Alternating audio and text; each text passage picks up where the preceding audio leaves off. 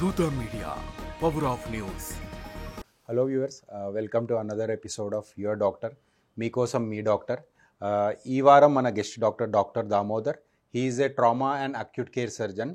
ఈ వారం మనం వచ్చిన మన గెస్ట్ డాక్టర్తో he is a trauma and acute care surgeon. So ఈ ట్రామా సర్జన్ అంటే ఏంటి? వీళ్ళు ఇప్పుడు ఇది ఇప్పుడు ఎవాల్వింగ్ బ్రాంచ్. సో దీంట్లో వీళ్ళు డీల్ చేసే డిఫరెంట్ టైప్ ఆఫ్ యాక్సిడెంట్స్ కానీ అవన్నిటి గురించి మనం తీసుకోవాల్సిన జాగ్రత్తలు కానీ ఇలాంటివి డిస్కస్ చేసుకుందాము. డాక్టర్ దామోదర్, మీ గురించి. Hello sir, I'm Dr. Damodar, MBBS, MS General Surgery and MCH Trauma Surgery from AIIMS New Delhi. So doctor Damodar, ఇంకో టైప్ ఆఫ్ ఇంజురీస్ చూస్తాము, కొన్ని స్టాబ్ ఇంజురీస్ కానీ ఏమన్నా రాడ్స్ పియర్స్ అయిపోవడం. అంటే వీళ్ళని ఎలా మేనేజ్ చేయొచ్చు? వాళ్ళు తీసుకోవాల్సిన, అంటే జరిగిన సైట్లో వాళ్ళు తీసుకోవాల్సిన జాగ్రత్తలు ఏముంటాయి? సో మెయిన్ థింగ్ మనకి ఇప్పుడు దాకా మన సినిమాలు చూస్తూ అన్నీ చూస్తూ చాలా ఏం నేర్చుకున్నామంటే, మామూలుగా బాడీలోకి నైఫ్గా నేను దిగితే దాన్ని తీసేసి ఒక గడ్డు కట్టి వెంటనే ఇమీడియట్ హాస్పిటల్ తీసుకెళ్తారు. బట్ ఒకసారి బాడీలో ఒక షార్ప్ ఆబ్జెక్ట్ గుచ్చుకుంటే దాన్ని అస్సలు బయటికి తీయకూడదు. అస్సలు బయటికి తీయకుండా దాన్ని అలాగే హాస్పిటల్ తీసుకురావాలి. ఎక్కువ మూవ్మెంట్ చేయకుండా పేషెంట్ని అలాగే హాస్పిటల్ తీసుకురావాలి. రీసెంట్గా మనం వచ్చిన హిట్ 3 సినిమాలో కూడా బాగా చెప్పారు. ఐ వాజ్ వెరీ హ్యాపీ ఆ మూవీ చూసినప్పుడు. పబ్లిక్ యూజ్ అయ్యే మెసేజ్ ఒకటి చెప్పారు. సో మిమ్మల్ని పొడిచినా కూడా ఎలాగో పొడిచేశారు, కానీ వాళ్ళు తినివ్వకూడదు. ఎందుకంటే ఒక్కసారి ఆ షార్ప్ ఆబ్జెక్ట్ లోపలికి దిగిన తర్వాత అది ఏదో ఒక బ్లడ్ వెజల్లోకి గుచ్చుకుని ఉంటుంది. సో ఆ బ్లడ్ వెజల్లో ఇంజరీ అయ్యి ఆ షార్ప్ ఆబ్జెక్ట్ ఆ బ్లడ్ ఫ్లో బయటకు రాకుండా ఆపుతుంది. మనం కనుక తీసేస్తే ఇంటర్నల్గా మనకు తెలియదు బయట.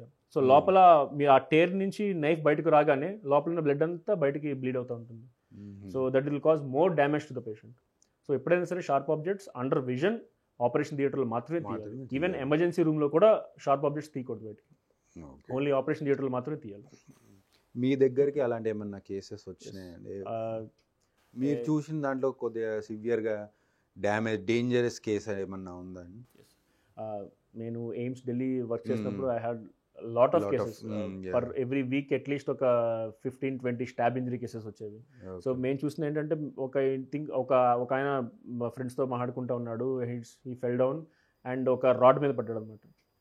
ఆ రాడ్ ఈ బాడీ ఇక్కడ నుంచి చెస్ట్ని పియర్స్ చేసుకుంటూ నెక్లో నుంచి ఈ సైడ్ నుంచి బయటకు వచ్చింది రాడ్. లక్కీగా వాళ్ళు ఆ రాడ్ని అక్కడ కట్ చేసి అలాగే తీసుకొచ్చారు. సో ఆయనకి అబ్డామినల్ ఇంజరీ ఉంది, చెస్ట్ ఇంజరీ ఉంది, కరెక్ట్గా పెరికార్డియల్ ఇంజరీ ఉంది, పక్కన లంగ్ ఇంజరీ అయింది, ఇక్కడ బోన్ ఇంజరీ అయింది, అన్ని ఇంజరీస్ ఉన్నాయి. బట్ లక్కీలీ టైం తీసుకొచ్చారు and they not remove the object outside. So he was saved. అంటే like how did you manage? అంటే ఎలా, ఏమేం సర్జరీస్? సో బేసిక్గా వీ కాల్ ట్రాక్టాటమీ.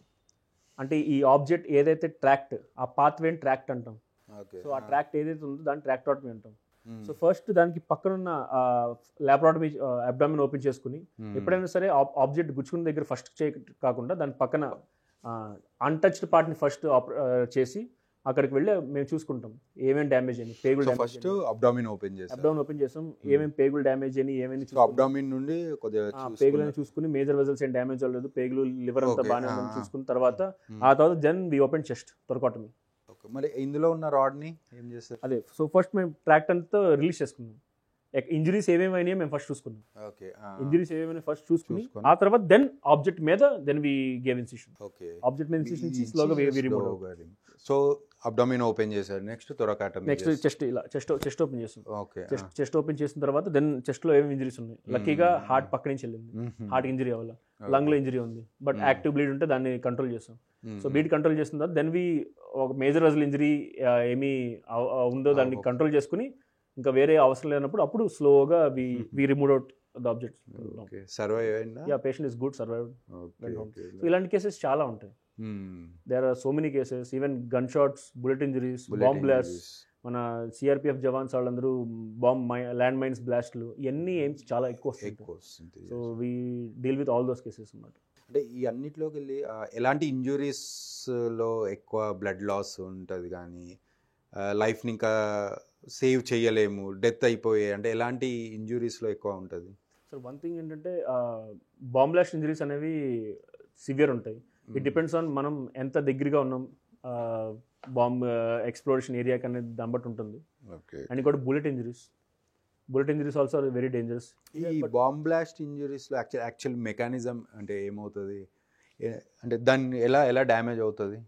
సో బేసిక్గా బాంబ్ బ్లాస్ట్లో మనకి 5 types ఆఫ్ ఇంజరీస్ ఉంటాయి. బ్లాస్ట్ ఇంజరీస్ అనేది 5 types.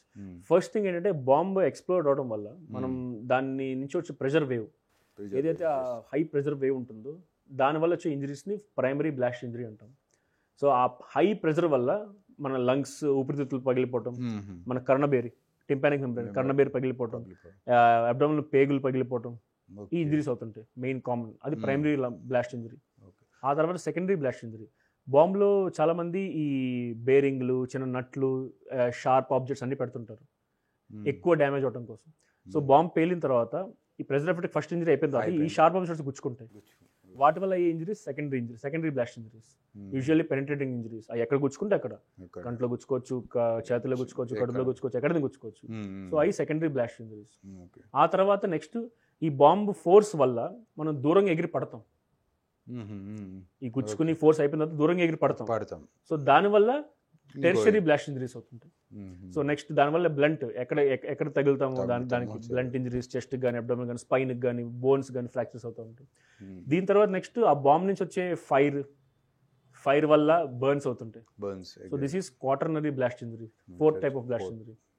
దీని కాకుండా ఇప్పుడు న్యూక్లియర్ బాంబ్స్ ఉంటాయి. సో దానివల్ల రేడియేషన్ ఎఫెక్ట్స్ వల్ల లాంగ్ టర్మ్ లో వచ్చే రేడియేషన్ ఎఫెక్ట్స్ వల్ల దాన్ని క్వినరీ బ్లాస్ట్ ఇంజరీస్ అంటారు, 5th type of blast injuries. So ఒక్క బాంబ్ బ్లాస్ట్ అయితే ఒక మనిషికి ఇన్ని రకాల ఇంజరీస్ అవుతుంటాయి. అంత ఈజీ కాదు వాటిని డీల్ చేయటం. Hello viewers, please subscribe to Dootha media. For more updates, please subscribe Dutta Media.